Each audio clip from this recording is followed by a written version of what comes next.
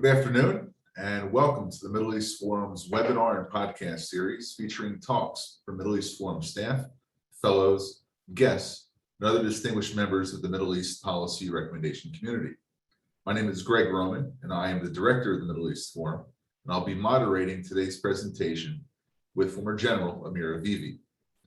Top-ranking officials of the Israeli Defense Forces in 2019 started to embrace the Israel Victory Project's ideas vis-à-vis the Palestinians. The idea that the Palestinians will only acknowledge defeat once Israel pursues a policy of victory, only to regress recently to the old and familiar tune of appeasement. What brought about that change? What will it take for the Israeli Defense Forces to speak again about the value of victory? We'll have a 15-minute overview today with General Avivi, followed by 15 minutes of questions and answers. But first, a little bit of background about our guest. General Avivi heads Habitat in English, the Israeli Defense and Security Forum, an organization that promotes that country's national security. He has 30 years of military, counterterrorism, and other national defense experience. With a bachelor's degree from Bar-Ilan University, a master's from Haifa University, and a master's in business administration from Ono Academic College. I'm glad that you were able to join us today. Former General Avivi, thank you for joining us. Now, if you could just give us 1 minute on your security background beyond the resume and what you're doing in today's post-Army career in terms of promoting the ideas that you write about. Well, as you said, Greg, I served for 30 years in the Army. I was a combat engineer. I started as a simple soldier, became a company commander, battalion commander. I was the battalion commander in Operation Defensive Shield in Judea and Samaria. So I got the chance to really deal with Palestinian terrorism. I also fought in Lebanon and in Gaza. After being a battalion commander, I became aide-de-camp of the Chief of General Staff of Lieutenant General Bogi Ya'alon. There I had the chance to really see things on the national level, cabinet meetings, working with the Ministry of Defense in a very complex period of time, just before the disengagement plan. And later on, I commanded the Egyptian border and I was the Deputy Division Commander of Gaza, which of course we'll talk about today.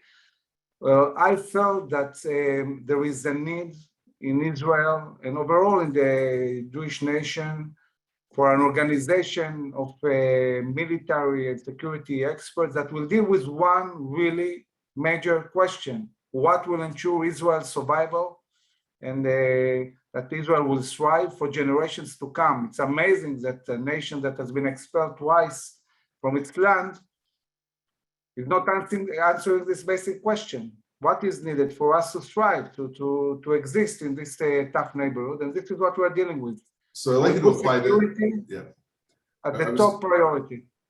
I was going to hope that you might be able to divide the conversations that you had when you were working with the general staff and when you were a senior ranking officer versus that of when you were a Magad, a battalion commander at the major and lieutenant colonel level. Was there a difference in the way you spoke about obtaining your operational objectives in the field versus when you were deciding on the strategy behind those operations in the Kiryah in Israel's Ministry of Defense?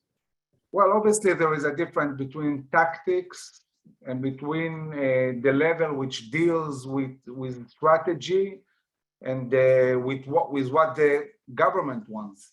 So when you talk tactics, our officers and soldiers are the bravest you can find. They always want to win. They want to engage. They want to manage to keep Israel safe and keep all our civilians and towns safe. This is what bothers a company commander or a battalion commander. We want to make sure that we can achieve our missions and win every single encounter. When you arrive to the general staff, it's not that the general staff doesn't want to win. It's that, first of all, the army does what the government instructs to do. There are considerations like the international community, international law. Things tend to become more complex when you are a general. But the basic spirit is still there. All the generals in Israel were fierce fighters and fought for Israel as young officers. So they understand what it means, and they do want to keep Israel safe. So when the general staff is asked to present recommendations to the political echelon, the security cabinet, is there political considerations that goes into the general staff's formulation of those plans, expecting what the security cabinet might ask of them? Or do they come with a plan that they think will guarantee victory, and then sometimes it's sort of pared down with some sentiments? It's brought to a finer distillation to take into consideration political objectives as well. Well, Greg, it's an interesting question. I think that in the past, before the Yom Kippur War and the first Lebanon War, the army basically felt as the leader of the nation. It was much more proactive in the way they were pushing ideas. And sometimes they shaped reality, many times. In the beginning of the nation, the defense establishment shaped the reality of Israel. I think that after the Yom Kippur War and after the first Lebanon War, became a tendency to say, okay, we are professionals, we are an army, there is decision makers in the government, we'll give them options, and they will choose a very, very professional way of looking at things, but not very proactive. I mean, the military is not trying to push its own agendas aggressively. It's saying, okay, there are several options. We are ready for any option. And the government, decide what you want to do. And it's a bit different talking about the culture of this establishment looking decades ago. And I think that if we were to argue under Moshe Ya'alon, who had certain political ambitions, he acted as a professional when he was the chief of staff, but when he left, he went into the political arena. There's a cooling off period there. But let's focus on the current general staff. Aviv Kochavi, he comes in to the Kiryat, to Israel's Pentagon, on the first day of his job, and he makes a speech where he says, Nitzachon ze'erech shatzava. Victory is the value of this army. And he adopts a 5-year plan called Momentum, or Tnufa, which adopts this value of victory. He says he's going to go from the platoon commander's course all the way up to the general staff and try to reinstill this idea of victory amongst all of Israel's officers. What was different before Kochavi became chief of staff? And why did he ask or align his values of chief of staff with the speech that he made? Well, first of all, it's important to say that the value of victory is embedded in the IDF book of values, and it's the top value always. I mean, this is what an army is about. It's about victory. The question is, what is victory? And this is really the question. And this, on the tactic level, it's very simple. You engage the enemy, and in this engagement, the enemy needs to be killed or captured, and you need to win. That's straightforward. It's very simple on the tactical level. On the national level, it's very different. If I look at Netanyahu's way of thinking, for example, for many years, his concept of winning was maintaining quiet as long as possible to enable the economy to flourish, taking into account that if the economy is flourishing, you have also enough budget to build a strong army. And if we have a strong economy and strong high-tech and strong army, we'll also have good international relations. And actually, if you look at the decade that Netanyahu was prime minister, it pretty much worked the way he planned. And this is why he managed to sign peace agreements with Arab countries. It's peace through strength. I mean, they felt that Israel is strong economically, militarily, internationally. They signed peace agreement.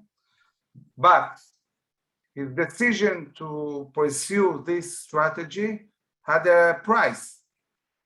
And the price was that it didn't deal with many problems that grew over time, like the issues of sovereignty in the Negev and the Galil and the mixed cities, like Hamas and what's going on in Gaza and the way Hamas has grown. So now we are in a situation where all these things that were not really taken care of in a thorough way, now we need to deal with it. And we cannot continue pursuing the same strategy of buying time, of having a more quiet time. We need to change strategy.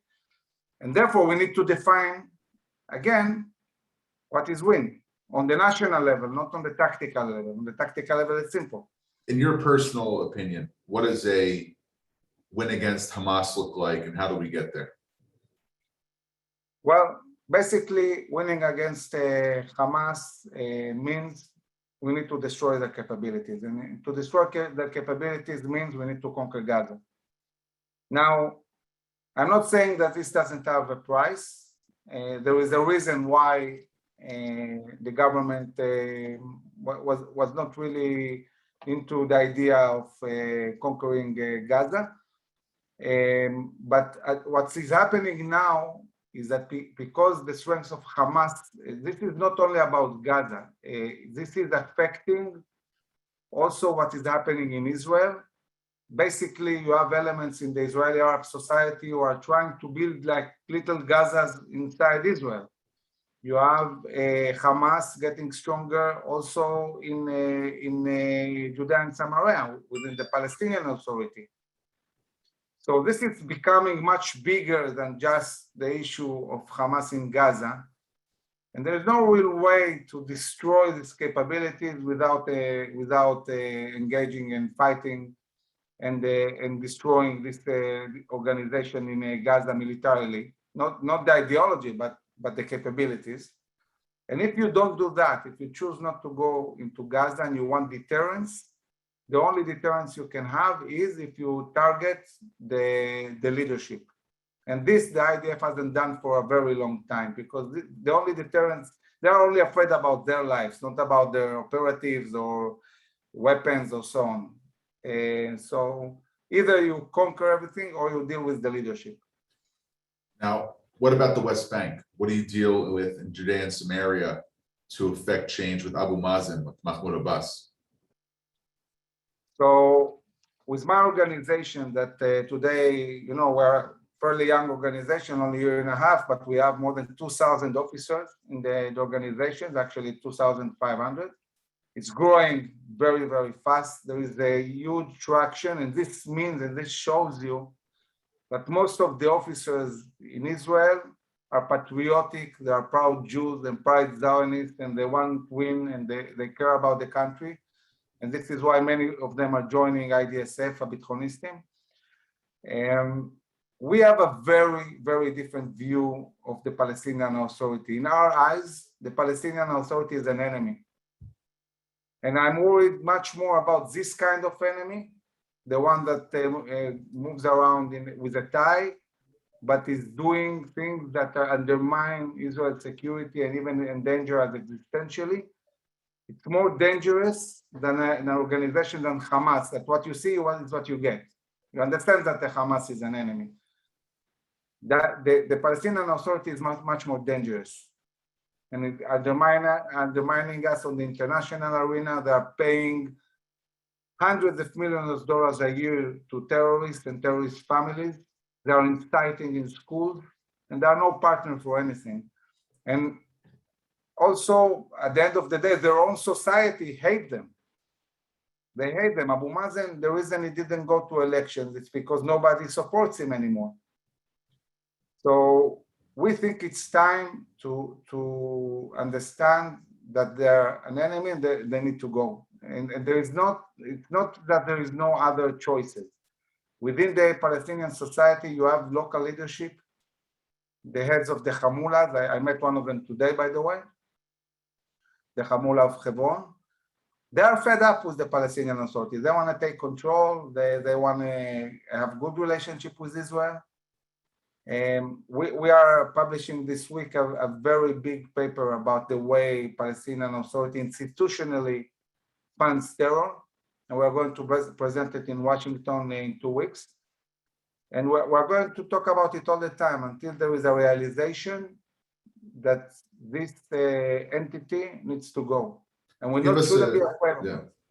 Give us a policy recommendation, if you don't mind giving us a little preview of the report of one thing that the US government can do to help Israel win its war against Palestinian rejectionism.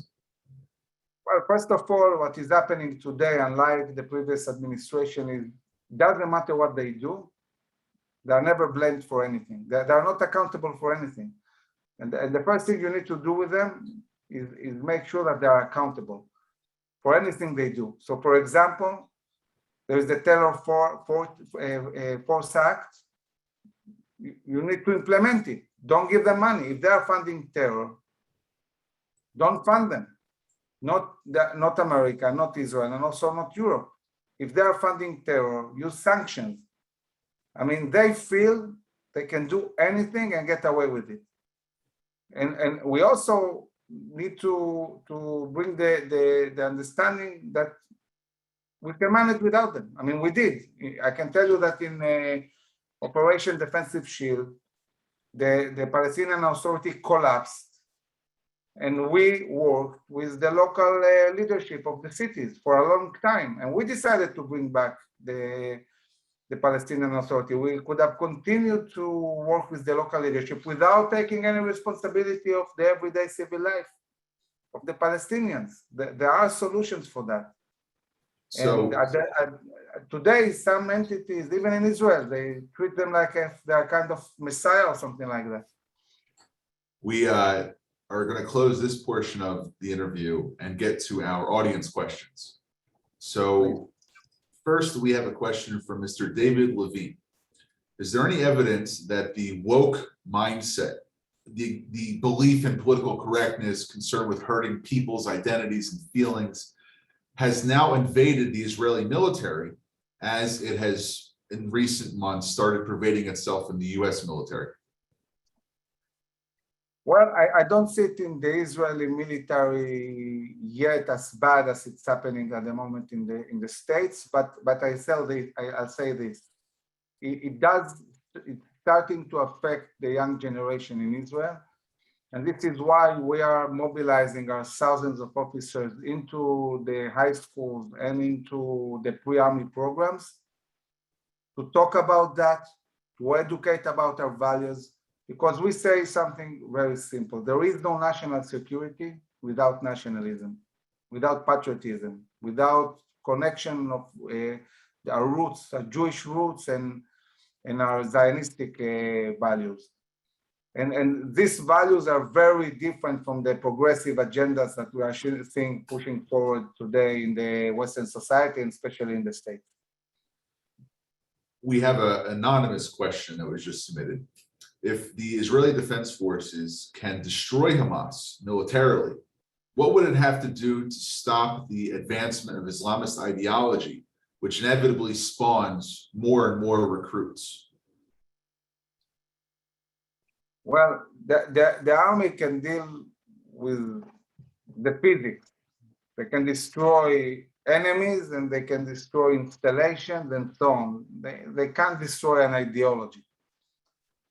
And we have seen that, by the way, not only talking about the IDF. I mean, look at what happened in Iraq and in Afghanistan. We had the US, a much bigger army, conquering Iraq, conquering Afghanistan, and the ideology not only didn't change, it got even worse.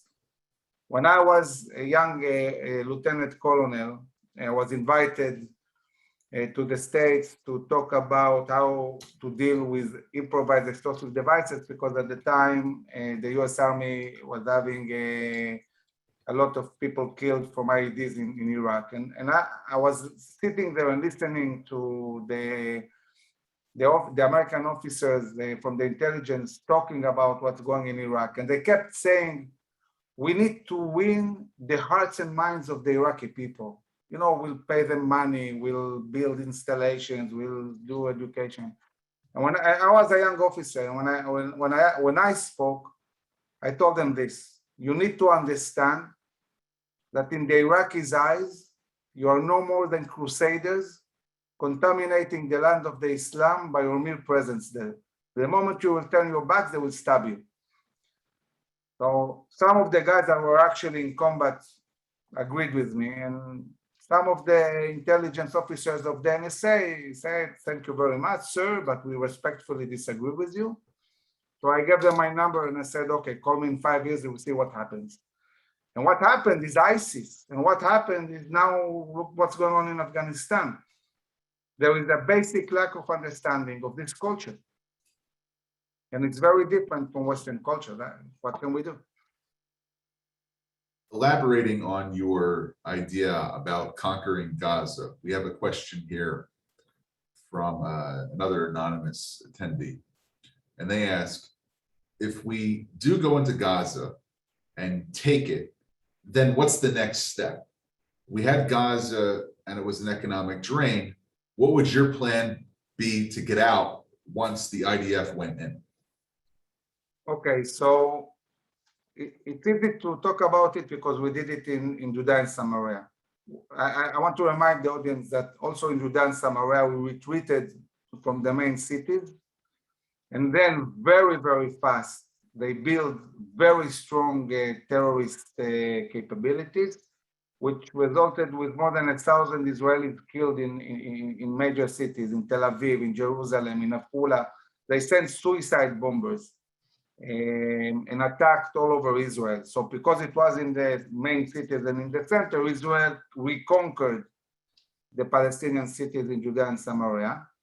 It took us a month, and then it took us 2-3 years to stabilize the situation.